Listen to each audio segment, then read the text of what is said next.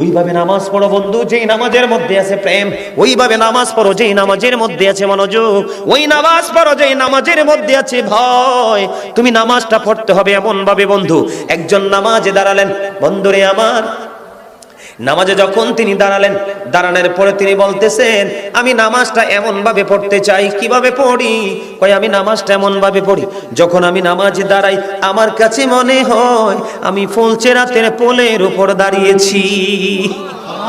একটু যদি নড়বড় হয় আমি জাহান্নামে নিক্ষিপ্ত হব। তার মানে হলো আমি এতটাই মনোযোগের সাথে নামাজ পড়েছি যেন আমার নামাজটা বিন্দু পরিমাণ কোনো আংশিকভাবে যেন অগ্রহণযোগ্য বলে আল্লাহর কাছে গৃহীত না হয়। তিনি বলতেছেন, আমার কাছে মনে হয় রে এটা আমার জীবনের শেষ নামাজ। আমি এতটা ভয়, এতটা আতঙ্ক নিয়ে, এতটা তাকওয়া নিয়ে নামাজ পড়ি।